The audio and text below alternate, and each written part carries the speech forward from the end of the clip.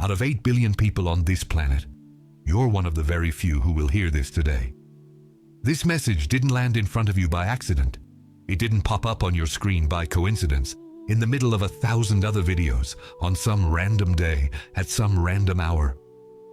And before you click away thinking this is just another generic piece of inspiration, the kind you've heard 100 times and forgotten 5 minutes later, I need to tell you something. I saw something in you. It wasn't yesterday. It wasn't when you started watching this video, or when you typed the words that brought you here. It was before any test, before any achievement, before any mistake you're still carrying around today like it's your permanent identity. Before any of that, I had already seen. Stick with me until the end. Before this is over, you'll receive the exact name of what I saw in you, and a simple free protocol to recognize it in your own life. Still today. Still this week. Lately you've been feeling this weird sense of being replaceable. Like you could disappear tomorrow and the world would keep spinning without noticing you were gone.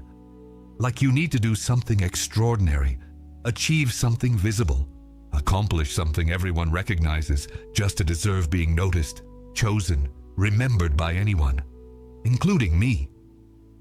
I know about that.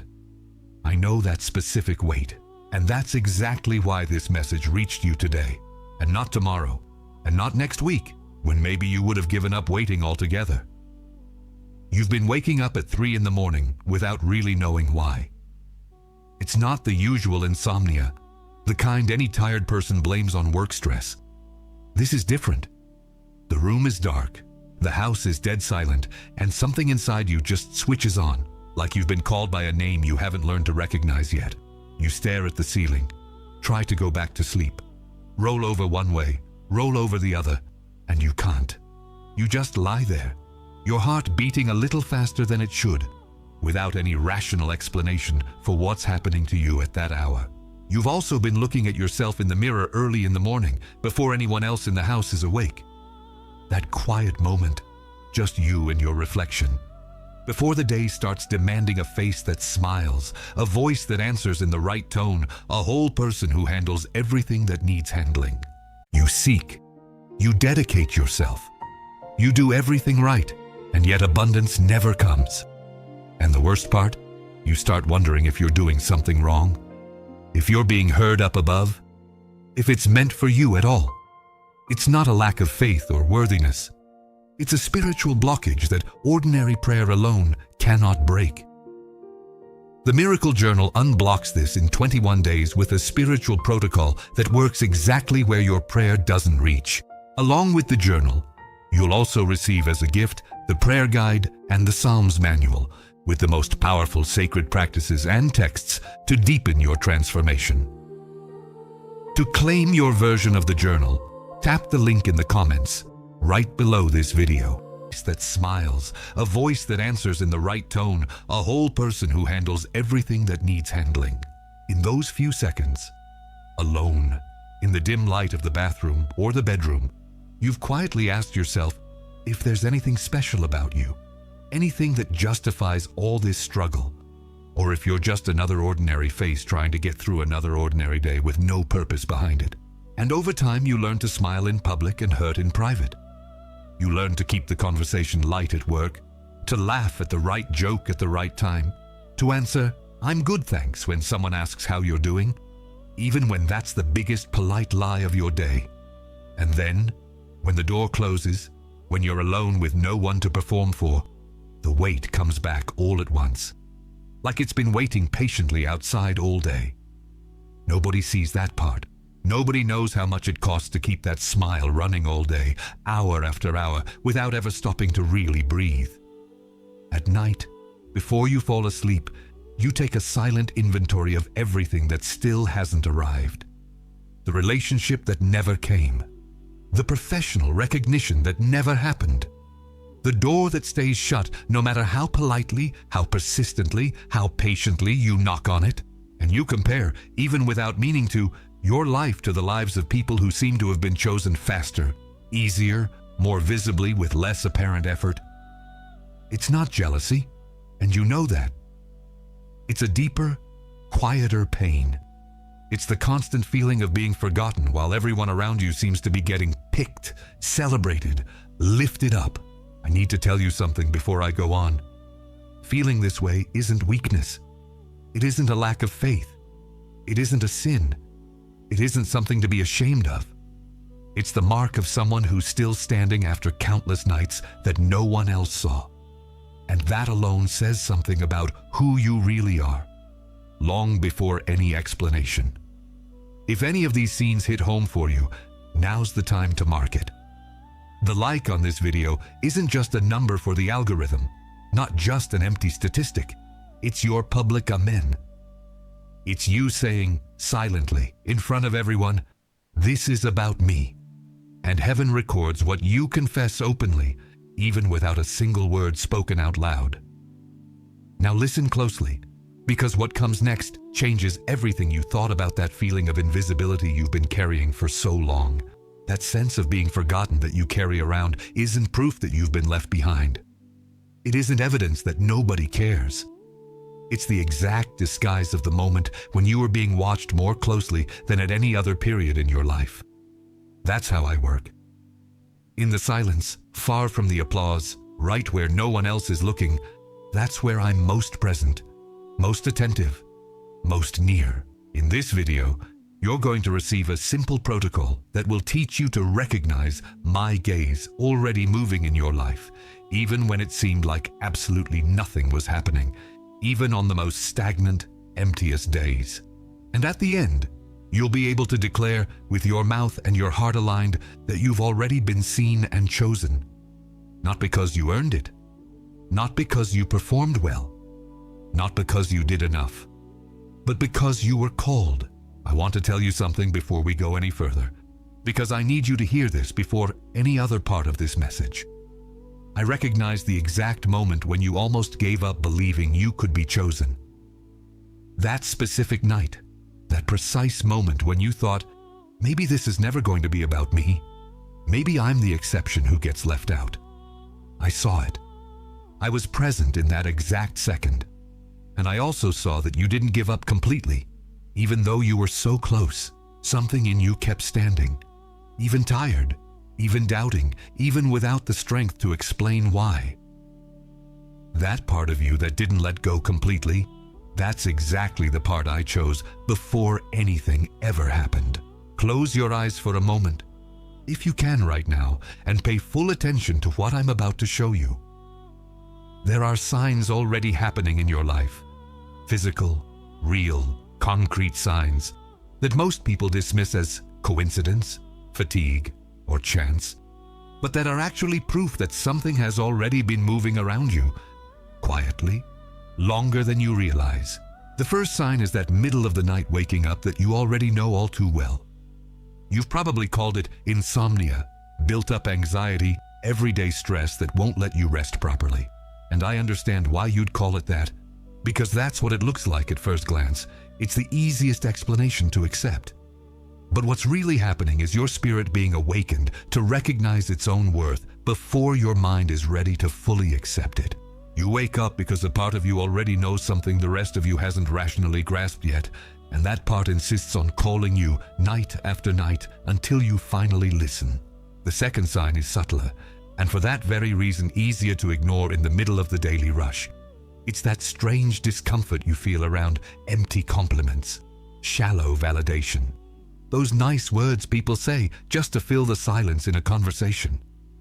You've probably called this ingratitude or even hidden arrogance, thinking you should just accept the compliment politely and move on without questioning it. But that's not it. It's that something deeper is being formed inside you, something that human approval simply can't reach anymore, no matter how many compliments come your way. You're not rejecting the praise out of pride. You're rejecting it because you already sense, even without being able to name it precisely, and that something greater is being built in you, and small words no longer fit in that inner space. The third sign is those old memories that come back with a clarity that bothers you, that almost scares you with how sharp they are. Scenes from years ago, conversations you thought were long forgotten, moments you thought were buried too deep to ever return. coming back with details you didn't even remember storing away. You've probably called this nostalgia or a tired mind sifting through the past for no apparent reason. But what's really happening is that I'm reordering your history, revealing purpose exactly where before there was only unexplained pain. What looked like wasted time, what looked like meaningless suffering, is being rearranged in front of you so you can finally see what was always there, hidden inside the pain itself. The next sign is the hardest one to hear. It's the one the enemy spent the most time trying to get you to ignore, camouflaging it, minimizing it, sweeping it under the rug of your attention. The fourth sign is those tears that rise up without warning, without any obvious reason, at a specific song, a phrase spoken at just the wrong moment, a word that cuts through you without asking permission or explanation. You've felt embarrassed about this. You've tried to hold it back in front of others. You've quietly wondered why it affects you so much without a clear reason that makes any sense. The truth is, those tears aren't weakness. They never were.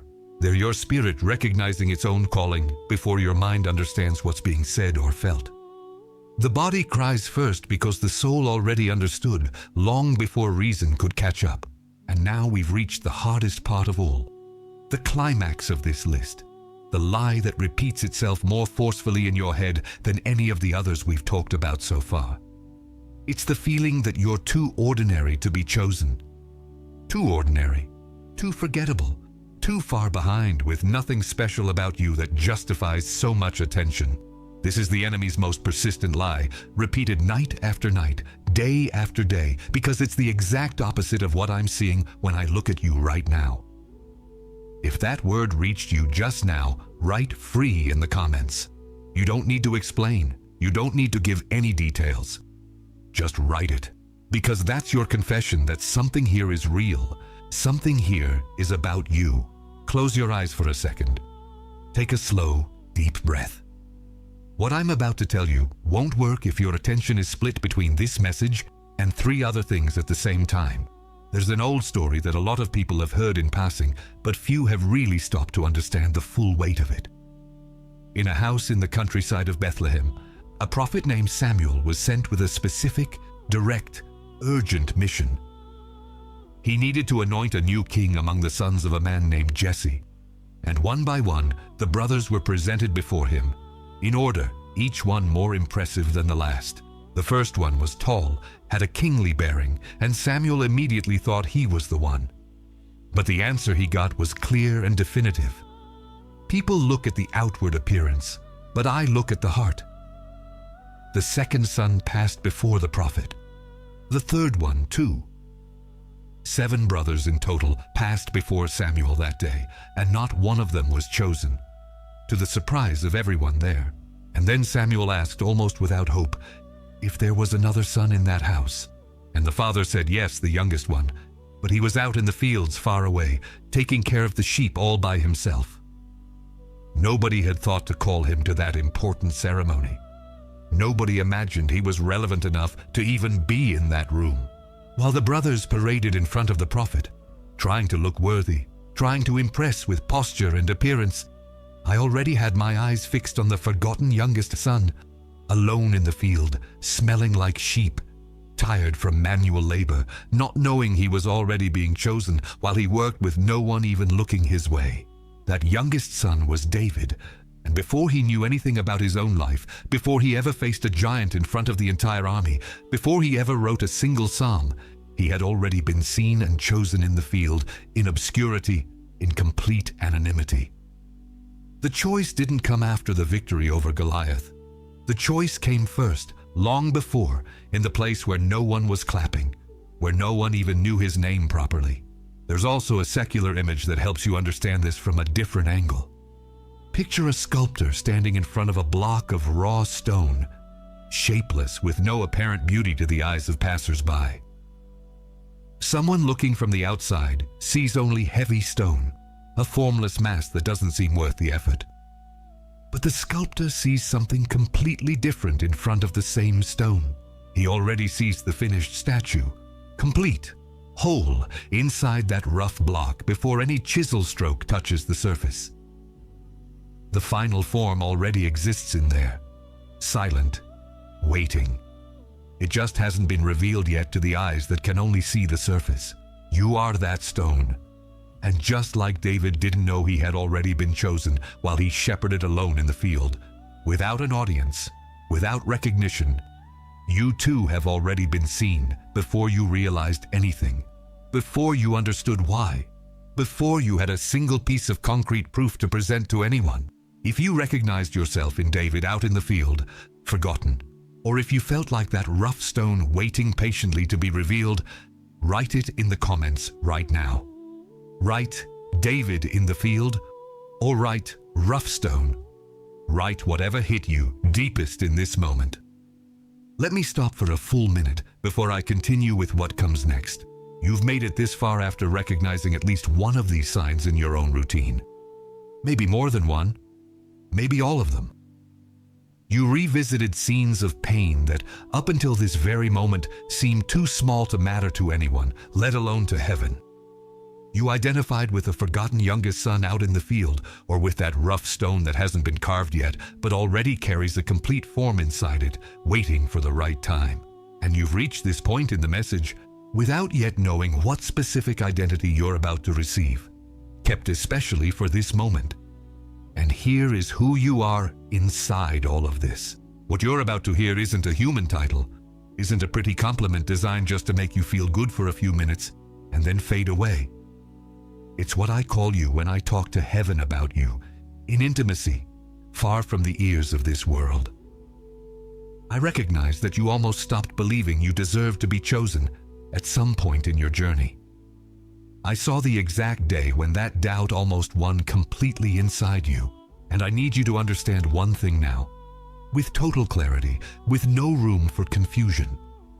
The choice never depended on deserving it. It never depended on what you did or didn't do, on what you achieved or haven't achieved yet. It depended only on what I saw in you before anything ever happened in your life. The first identity I came to deliver to you today is this. You are the chosen before the foundation. I saw you before any mistake you ever made, before any fall, before any decision you still regret in silence. I saw you before any achievement you still haven't reached, before you even dreamed of it. And the choice has never changed since then. Not 1 millimeter, not for 1 second. Even on the days you walked away, even on the days you doubted yourself to the very end of your strength. What this authorizes in your life is this. You can stop trying to earn what was already given freely, with no conditions at all. You can stop running after proof, piling up accomplishments just to feel worthy. The proof is no longer necessary because the choice was made before any proof ever existed. The second identity I came to reveal today is this. You are the instrument formed in silence. I saw the gift being refined inside you far from the applause. In the exact time when no one else was watching, no one was filming, no one was cheering. Every night that seemed wasted, every period that seemed stagnant and pointless was actually a time of silent formation that human eyes simply couldn't see from the outside. What this authorizes is this. You can stop comparing yourself to people who are already in the spotlight now, who are already reaping today what they planted years ago. Their time is not your time, and that was never a delay in your life. It was necessary, careful, intentional preparation. The third identity I came to deliver today is this. You are the carrier of the right time. I saw the exact moment when everything will align in your life. With precision, at the right time, and I am already moving the pieces behind the scenes right now while you watch this video, even though you still can't see any of them moving with your own eyes. Nothing is standing still, even if it looks that way. Everything is being positioned carefully. What this authorizes is this. You can stop forcing doors that haven't opened yet, pushing paths that aren't ready for you. They will open at the right time, without desperate effort on your part, and you will recognize exactly when it happens. Because it will come with a peace that you won't be able to rationally explain to anyone, from ordinary to chosen, from forgotten to remembered, from invisible to seen, from behind to prepared. This is the journey you just traveled in the last few minutes, and it wasn't by accident. Write now in the comments the name of the identity you just received. It can be one, it can be all three at once, but write it, because writing is the way to seal in front of everyone what has just been said about you. And if this video is already speaking to a part of you that has been asleep for too long, subscribe to the channel right now, because there are other words waiting for you, at the right time, one at a time, without rushing. Now comes the practical part of this message. I didn't bring you here just to feel something for a few minutes and then go right back to where you were before, with no concrete change. I want to give you a simple path to take this forward into your real routine. This protocol is called the Protocol of the Gaze That Chooses. It's 3 steps, nothing complicated, nothing that requires years of spiritual preparation or advanced theological knowledge. It only requires sincerity on your part. The first step is to recognize in prayer the exact moment when you felt most invisible in your entire life. That specific scene, that particular day, that night you never forgot. Bring that memory to mind with as much detail as possible without rushing, and hand it over in prayer in your own words. Not to relive the pain without purpose, but to finally release the weight it still silently carries inside you. The second step is to declare out loud, alone, without caring if it sounds strange or exaggerated, the identity you received in this video. Say it with your own mouth, in an audible voice. Thinking it silently isn't enough. The spoken declaration has a spiritual weight that silent thought simply doesn't have, and you'll feel the difference as soon as you do it. The third step is to write down, on paper, in your phone, wherever is most convenient for you, today's date, specifically marked as the day you were reminded that you have already been chosen. Write it in your own words, in your own way, because this record will become a landmark that you can return to on the difficult days that still lie ahead. The sign that this protocol is working in you won't be temporary euphoria, won't be an explosion of emotion that lasts a day and then disappears. It will be stillness, a peace that settles in slowly and simply stays, even when the circumstances around you haven't visibly changed at all. If you are receiving this protocol now, with sincerity, write "received" in the comments. This matters more than it seems at first glance. And now I need to warn you about something, because it wouldn't be fair to give you all of this without also preparing you for what comes next in your life. In the next 72 hours, 3 things will be thrown against you, specifically against what you just received here. Not as a distant possibility, as an absolute certainty. The first is silent comparison. It will arrive disguised as healthy admiration for other people around you. You'll see someone achieve something you're still patiently waiting for, and a polite voice will whisper that admiring is normal, that there's nothing wrong with it, that it's just recognizing someone else's merit. But inside, silently, this comparison will undermine, little by little, day after day, the certainty that you too were chosen in the same way. Recognize this tactic as soon as it appears in disguise and refuse to feed it. The second is spiritual delay. It will dress itself up as prudence, mature wisdom, waiting for the right moment before acting. It will look mature. It will look responsible. It might even look biblical. But what it really does, underneath that pretty costume, is paralyze your response to what I have already revealed here today, indefinitely postponing what should be done right now. Procrastination always has a nice spiritual name to hide behind. It's never true prudence when what's being delayed is your obedience to what you have already clearly understood. The third is self-disqualification. It will disguise itself as genuine humility, modesty. Who am I to think so highly of myself? But behind this apparent humility is actually a disguised rejection of what I just showed you in this message. It is not humble to deny what I have revealed about you. It is disobedience wearing a pretty, socially acceptable outfit. And there is still an internal enemy, quieter than the previous 3, more dangerous precisely because of that, which whispers softly, almost without you noticing, "This is too good to be about me." This voice doesn't shout, doesn't assert itself. It whispers exactly at the moment you are closest to truly believing. Recognize this voice. Name it out loud if you need to, and refuse to listen to it from now on. If you understood these 3 tactics and also recognize the internal enemy, write "protected" in the comments right now. The decree was sealed the exact moment you wrote that word. Now place your hand over your chest. Close your eyes if you're in a place where that's possible right now. Take a deep breath, once, very slowly. There are burdens you have carried up to this point, and it's time to release each one of them out loud, one at a time. The first is the feeling of being forgotten, which has followed you for so long. Release that now, out loud. The second is the constant need to prove your worth to every person, in every new situation, every day that begins. Release that now, out loud. The third is the silent comparison with the path of those who seem to be chosen faster than you. Release that now, out loud, without holding anything back. I need to tell you one last thing, the most important of this entire message, before I close. I saw you in front of the mirror, early in the morning, before anyone else in the house was awake, quietly asking yourself if there was anything special about you that justified so much struggle. I was there, present, in every one of those silent mornings.